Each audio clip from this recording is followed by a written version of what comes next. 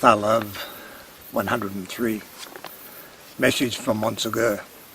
As you can see, the chateau of Montsegur is in the background.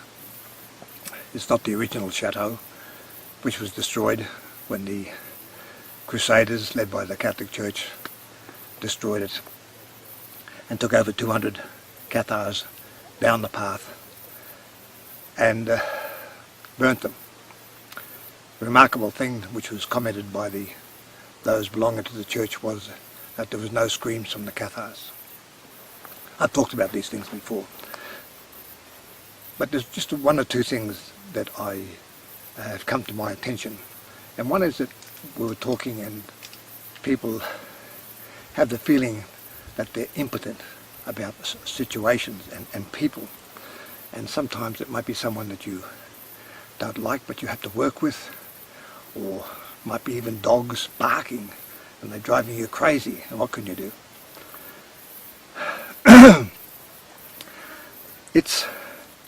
And I also have spoken about this before, but I just want to bring it to attention.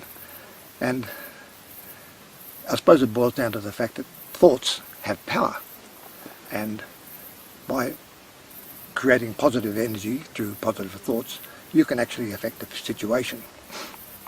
I'll go over quickly what happened to me.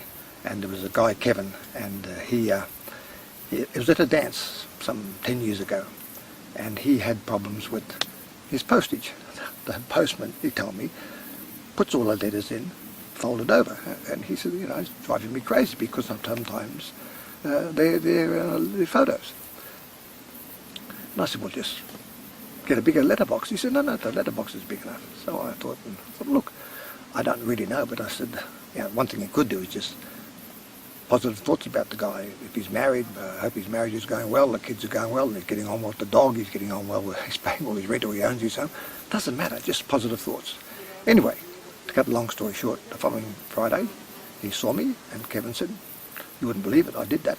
And the mail's going in perfectly. Then there's another friend of mine, alas, and she was heading back to Pakistan.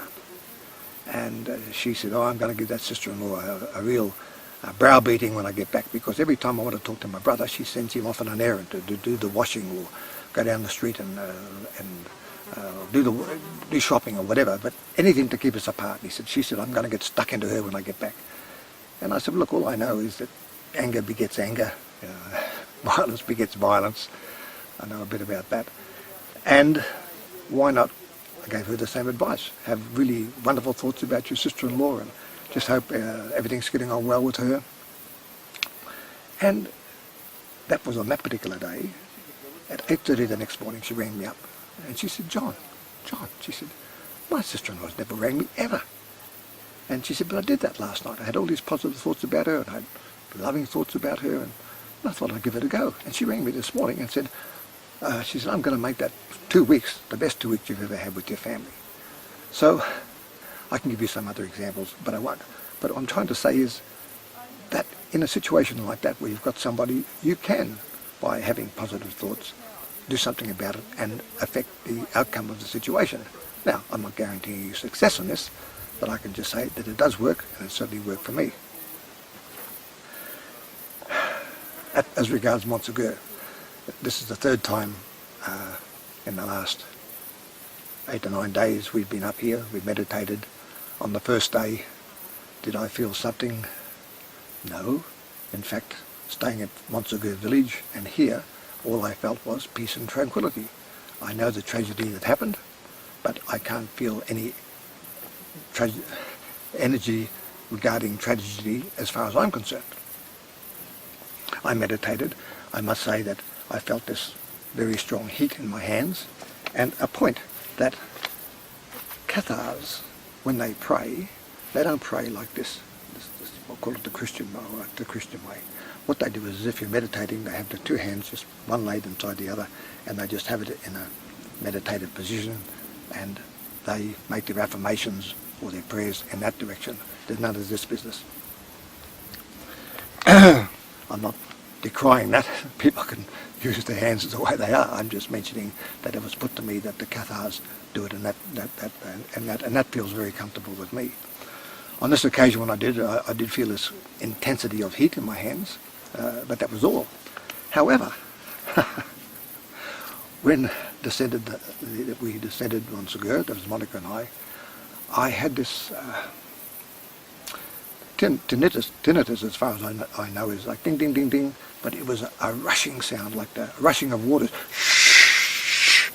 and very intense, and it got extremely intense for the next few hours. But by the time I went to bed, it was already subsiding, and by the next morning I'd virtually forgotten about it. But when I thought about it, I could still feel a slight surge in my ears, as I can now. So it's all but gone away, and so that was the only effect. A friend of ours took us around here, Janos, and from the Palarin, and he showed us some other sites which most people wouldn't see, and this was where they chipped the large 12 and 14-inch stone missiles which the mangonel, the trebuchet, hurled into the chateau behind me. Pretty much towards the end, I would say they had the trebuchet more or less in this position, very close to it, because by this time, this is the area where the people lived. There was some 600 people living up here. And that was all destroyed and what have you, so they would have retired to the shadow, and most of them, and they could hurl the balls, the stone balls over there. So I photographed about at least 12 or 14. So it's been interesting getting to know Montsegur and the village, and I'm putting a video about it, and just all the little components, and just to give people an idea of the not just the shadow up here, but also Montsegur village. Now, one other thing did happen to me, and it's just,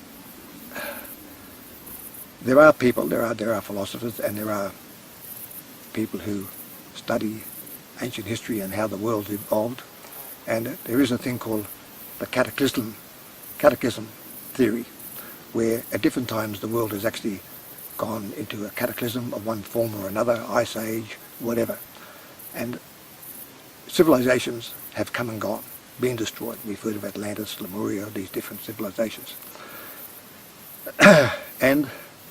But now, a friend I met, Mark, he told me about this meeting some years ago of all these indigenous tribes from different parts of the world, and a consensus that they had was that Earth can't take it much more, and there is not an end time, but there's going to be a cataclysm of sorts.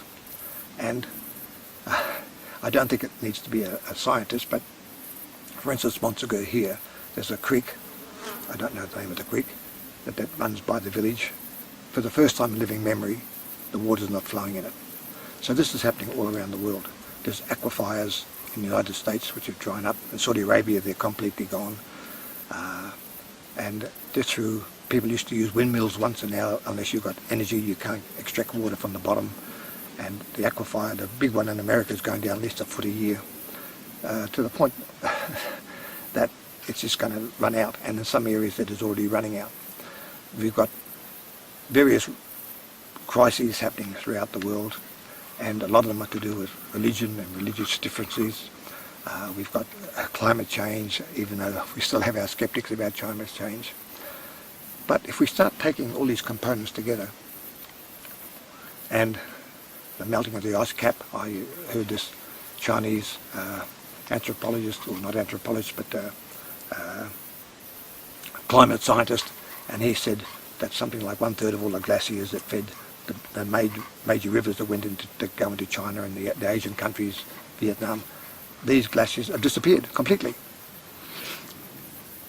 So the world is becoming somewhat of a crisis, and I've thought about this, and I thought, well, the population, no matter what happens, no matter what one country does, I'm not saying there's too many people in the world, but there's too many people in the world for the world's resources.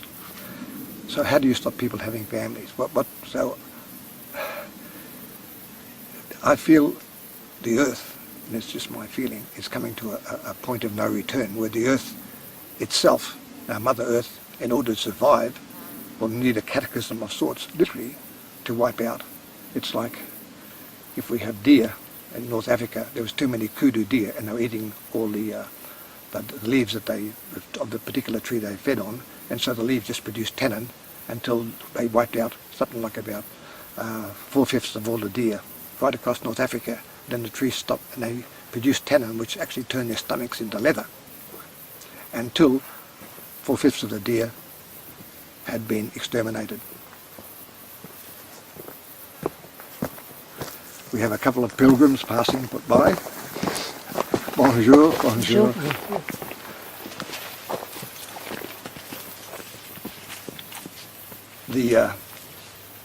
So that's just a mild example, but how did the trees communicate with each other? Scientists still don't know, but they had to, because if the trees were exterminated, all the kudu deer would be annihilated and they'd face extinction. So there is an intelligence, there is a recognizable intelligence that is held within the earth, and I feel it's this intelligence, whatever it is, or however it is, which the indigenous peoples of the world seem to understand far more than I and comprehend, and that Earth, just to survive, needs to have a cataclysm which is not going to be good for a lot of people. But the people who will survive won't be the, what will I call them, the grubs of the world, the people are CEOs who just, the bankers and some of these people.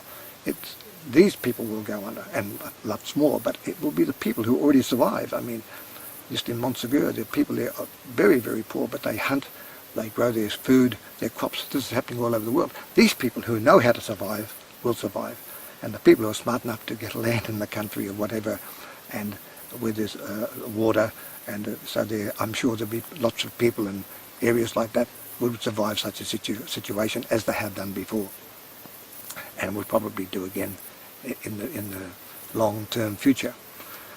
But while I was asleep, this poem, or not a poem, it's just words came to me, and it's putting all what I'm trying to say together. So one could say it's negative, or one could say it's pessimistic view of the world, but the big thing is that the world and those who survive will survive. So in the long term, it's actually a positive view, but it's certainly a cataclysmic view. Pardon me while I read it. It's simply, Earth, my mother. I am crying, but few heed my tears. I am dying, but who knows of my fears? With little choice but to save myself, that I may live, yet many may die. As I write myself, as I have done before, and will again, so those who will know, who will survive the necessary wrath of your mortal mother, Earth. Cataclysm is my saviour. When much will die, many more will cry, yet we will survive.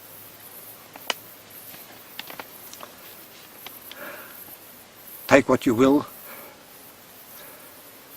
It came to me, I got up, as I do on occasions, wrote it out, otherwise I couldn't sleep, and went back to bed.